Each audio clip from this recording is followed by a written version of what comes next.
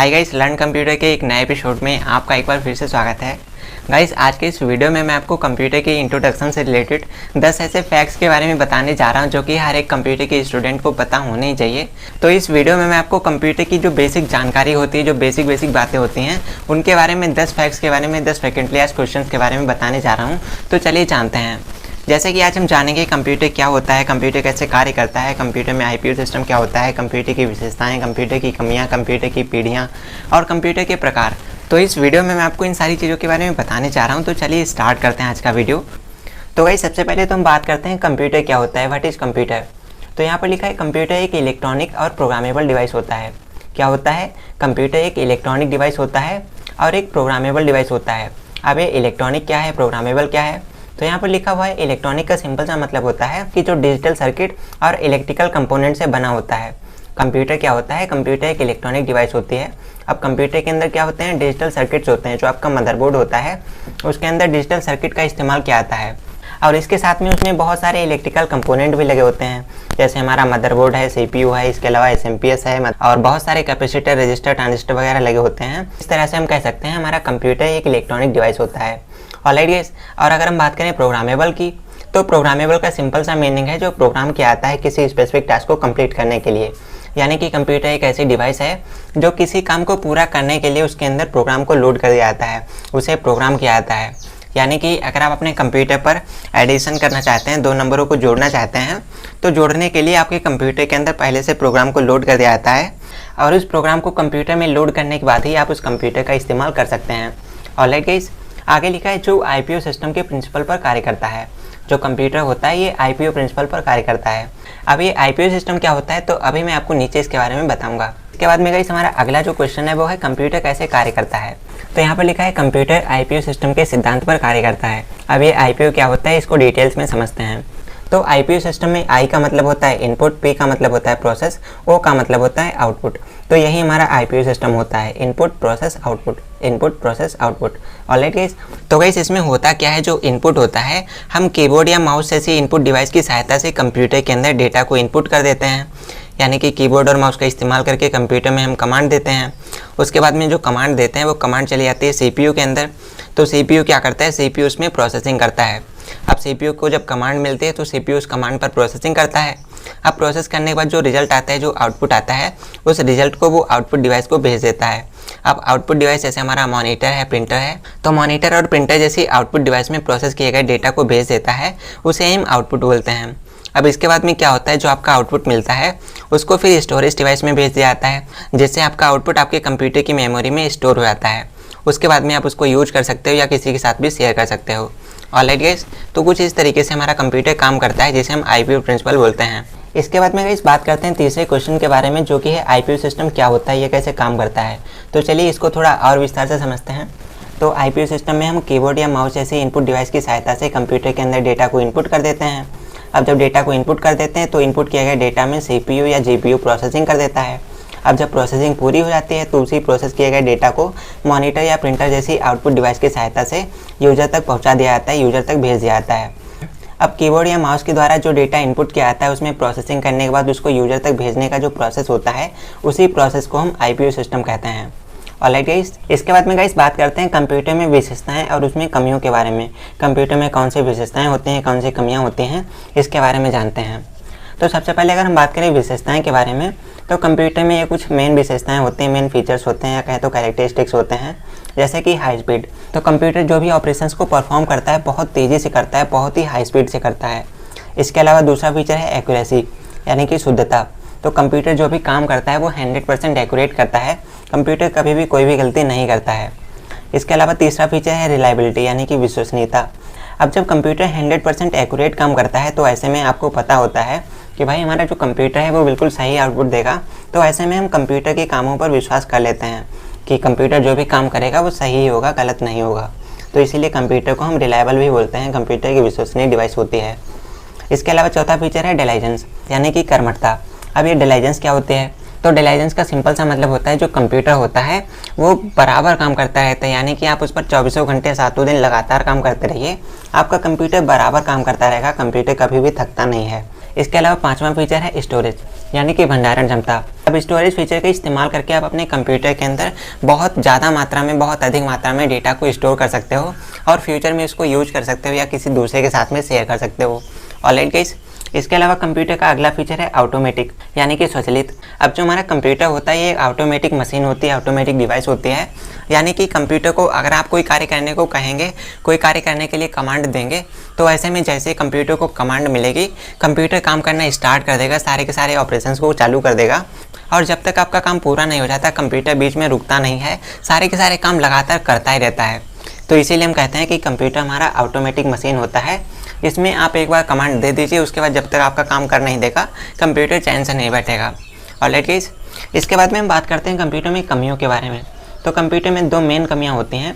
एक तो होता है लैक ऑफ इंटेलिजेंस, यानी कि बुद्धि की कमी। कंप्यूटर के अंदर खुद का कोई दिमाग नहीं होता है। कंप्यूटर के अंदर जितने प्रोग्राम्स को लोड किया जाता है वो उन्हीं प्रोग्राम्स के बेसिस पर काम करता है। एग्जाम्पल के लिए आपके कंप्यूटर के अंदर फोटो एडिटिंग करने के लिए सॉफ्टवेयर डाला गया है, तो ऐसे में आप उसके अंदर फोटो एडिटिंग ही कर सकते हो, उसके अंदर आप वीडियो एडिटिंग नहीं कर सकते हो। और अगर आपके कंप्यूटर के अंदर कोई वीडियो एडिटिंग सॉफ्टवेयर डाला गया है तो ऐसे में आप उसके अंदर सिर्फ वीडियो एडिटिंग ही कर सकते हो, वहाँ पर फोटो एडिटिंग नहीं कर सकते। यानी कि कंप्यूटर के पास अपना खुद का कोई दिमाग नहीं होता है, उसके अंदर जैसे जैसे काम करने के लिए प्रोग्राम को लोड किया जाता है वो सिर्फ वैसे वैसे काम ही कर सकता है। अपने मन से, अपनी इच्छा से वो कोई भी काम नहीं करता है। तो इसीलिए हम कहते हैं कि कंप्यूटर के अंदर बुद्धि नहीं होती, कंप्यूटर के अंदर दिमाग नहीं होता है। ऑलराइट गाइस, इसके बाद में अगली कमी है लैक ऑफ इमोशंस, यानी कि भावनाओं की कमी। अब कंप्यूटर के पास इमोशंस नहीं होते, फीलिंग्स नहीं होती हैं, या कह सकते हैं कि कंप्यूटर के पास दिल नहीं होता है। तो कंप्यूटर के पास दिल नहीं होता है, इसका सिंपल सा तो एग्जाम्पल के लिए मान लेते हैं कि हमारे पास एक रोबोट है। अब उस रोबोट के अंदर ऐसे प्रोग्राम्स को लोड कर दिया गया है जो कि मशीनों को तोड़ने फोड़ने वाले हैं। यानी कि अगर आप अपने रोबोट को कमांड देते हो काम करने के लिए, तो ऐसे में वो मशीनों को तोड़ना फोड़ना स्टार्ट कर देगा। अब ऐसी कंडीशन में उस रोबोट के लिए ये मैटर नहीं करेगा कि वो जिस मशीन को तोड़ने जा रहा है वो कितनी महंगी है, कितनी सस्ती है, उस मशीन को तोड़ने से क्या फ़ायदा है, क्या नुकसान है। इन सब चीज़ों से उसे कोई मतलब नहीं है। वो मशीनों को तोड़ना फोड़ना स्टार्ट कर देगा और सारी मशीनों को नष्ट कर देगा।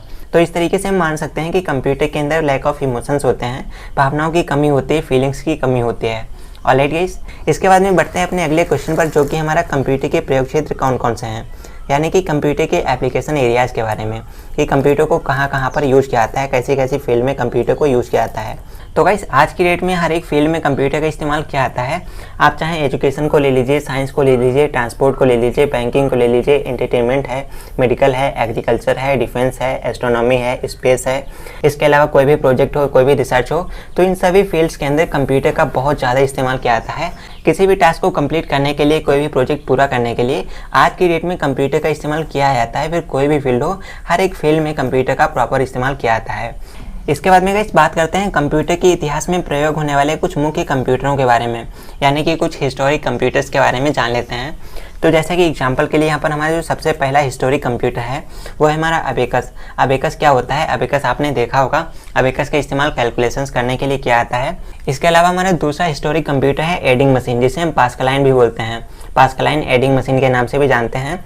इसके अलावा लेबनी चक्र है, जैकार्ड लूम है, डिफरेंस इंजन है, एनालिटिकल इंजन है, इसके अलावा हॉलरी सेंसस टेबलेटर है, इसके अलावा आइकन मार्क 1 है, इसके अलावा एनियक है, एबीसी है, इसके अलावा यूनिवैक है। तो ये सारे के सारे हिस्टोरिक कंप्यूटर्स हैं। इनके बारे में मैंने आपको डिस्क्रिप्शन दे दिया है, तो यहाँ से आप देख सकते हैं। चलिए आगे चलते हैं। इसके बाद में इस बात करते हैं कंप्यूटर की पीढ़ियों और उनके विकास के बारे में, यानी कि कंप्यूटर की जनरेशन के बारे में। तो आपको पता है कंप्यूटर के इतिहास में अब तक 5 पीढ़ियाँ हुई हैं, जिसमें फर्स्ट जनरेशन को प्रथम पीढ़ी, सेकंड जनरेशन को द्वितीय पीढ़ी, और थर्ड जनरेशन को तृतीय पीढ़ी, फोर्थ जनरेशन को चतुर्थ पीढ़ी, और फिफ्थ जनरेशन को पंचम पीढ़ी के नाम से जाना जाता है। इनका टाइम पीरियड यहाँ पर सामने दिया हुआ है, और इसके अलावा इन जनरेशन के अंदर किस डिवाइस को यूज किया गया, किसका विकास किया गया, तो वो यहाँ पर लिखा हुआ है। जैसे फर्स्ट जनरेशन में वैक्यूम ट्यूब का इस्तेमाल किया गया, सेकंड जनरेशन में ट्रांजिस्टर का, थर्ड जनरेशन में आईसी का, जिसे हम इंटीग्रेटेड सर्किट बोलते हैं। इसके अलावा फोर्थ जनरेशन में वीएलएसआई का, जिसे हम very large scale integrated circuit बोलते हैं। इसके अलावा फिफ्थ जनरेशन में यूएलएसआई का इस्तेमाल किया गया। ऑलरेडी तो अब तक कंप्यूटर की 5 पीढ़ियाँ हुई हैं, जिनके बारे में यहाँ पर सारा कुछ लिखा हुआ है, तो आपको ये भी पता होना चाहिए। इसके बाद में इस बात करते हैं कंप्यूटर के प्रकार के बारे में, टाइप्स ऑफ कंप्यूटर के बारे में। तो यहाँ पर लिखा है कंप्यूटर के प्रकारों को उनके कार्यों, प्रयोग व उद्देश्य के आधार पर विभाजित किया गया है। जो कंप्यूटर होते हैं इनको हम 3 तरीके से क्लासीफाई कर सकते हैं। एक तो कार्य के आधार पर, यानी कि एप्लीकेशन के आधार पर। तो एप्लीकेशन के आधार पर कंप्यूटर हमारे 3 प्रकार के होते हैं। दूसरा पर्पज़ के आधार पर, यानी कि पर्पज़ के बेसिस पर। तो उद्देश्य के आधार पर कंप्यूटर हमारे 2 प्रकार के होते हैं। और अगर हम बात करें साइज़ के आधार पर, on the basis of size, तो आकार के आधार पर कंप्यूटर 4 प्रकार के होते हैं। अब कौन कौन से होते हैं अभी मैं आपको डिटेल्स में बताऊंगा। इसके बाद में गाइस यहाँ पर लिखा है कंप्यूटर के सभी प्रकार व उनके नाम, कार्य, उद्देश्य और आकार के आधार पर। तो गाइस अब हम बात करते हैं कंप्यूटर के सभी टाइप्स के बारे में, उनके नाम के बारे में, on the basis of application, purpose and size. तो चलिए जानते हैं। तो अगर हम बात करें कंप्यूटर के टाइप्स के बारे में, तो कंप्यूटर 3 प्रकार से डिवाइड किया जाता है। पहला कार्य के आधार पर, यानी कि on the basis of application. तो कार्य के आधार पर कंप्यूटर 3 प्रकार के होते हैं। एक होता है एनालॉग कंप्यूटर, एक होता है डिजिटल कंप्यूटर, एक होता है हाइब्रिड कंप्यूटर। और अगर हम बात करें उद्देश्य के आधार पर, तो on the basis of purpose computer 2 प्रकार के होते हैं। एक होता है सामान्य उद्देश्य, एक होता है विशेष उद्देश्य, यानी कि जनरल पर्पस कंप्यूटर और स्पेशल पर्पस कंप्यूटर। इसके अलावा अगर हम बात करें आकार के आधार पर कंप्यूटर के प्रकार, यानी कि on the basis of size, तो आकार के आधार पर कंप्यूटर 4 प्रकार के होते हैं। एक होता है माइक्रो कंप्यूटर, एक मिनी कंप्यूटर, एक मेन फ्रेम कंप्यूटर और एक सुपर कंप्यूटर। तो हमारे कंप्यूटर कुछ इस तरीके से होते हैं। आई होप आपको कंप्यूटर के टाइप समझ में आ गए होंगे।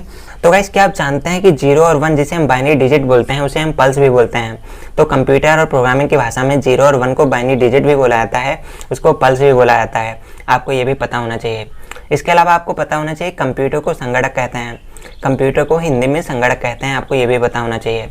इसके अलावा एडा को पहली प्रोग्रामर कहा जाता है। तो आपने लेडी एडा अगस्टा का नाम सुना होगा। तो लेडी एडा अगस्टा को कंप्यूटर की दुनिया में पहला प्रोग्रामर कहा जाता है, फर्स्ट प्रोग्रामर कहा जाता है। और गाइस इसके अलावा एडा एक प्रोग्रामिंग भाषा भी है। अब गाइस आपने प्रोग्रामिंग लैंग्वेजेस बहुत सारी पढ़ी होंगी, जैसे सी है, C++ है, जावा है, पाइथन है। इस तरीके से एक लैंग्वेज है एडा। तो एडा लेडी एडा अगस्टा के नाम पर प्रोग्रामिंग भाषा चलती है, शायद आपने इसका इस्तेमाल भी किया होगा। इसके अलावा आगे लिखा है एलन ट्यूरिंग को कंप्यूटर विज्ञान का जनक कहा जाता है। आपको ये तो पता होगा कि कंप्यूटर का फादर चार्ल्स बेबेज को कहा जाता है, बट क्या आप जानते हैं कि कंप्यूटर साइंस का फादर कौन है? तो कंप्यूटर साइंस का फादर एलन ट्यूरिंग को कहा जाता है। और एलन ट्यूरिंग को आर्टिफिशियल इंटेलिजेंस यानी कि AI का फादर भी कहा जाता है। तो आपको ये भी पता होना चाहिए। ऑलराइट गाइस, तो गाइस आज की इस वीडियो में यहाँ तक बने रहने के लिए आपका बहुत बहुत धन्यवाद। जानकारी पसंद आए वीडियो को लाइक कीजिए, मन में कोई सवाल हो तो कमेंट कीजिए, और ऐसे और ज़्यादा वीडियोस देखने के लिए हमारे चैनल लर्न कंप्यूटर को भी सब्सक्राइब कर लीजिए। तो चलिए दोस्तों, जल्दी ही मिलते हैं आपसे एक और नए वीडियो के साथ। वीडियो में यहाँ तक बने रहने के लिए आपका बहुत बहुत धन्यवाद।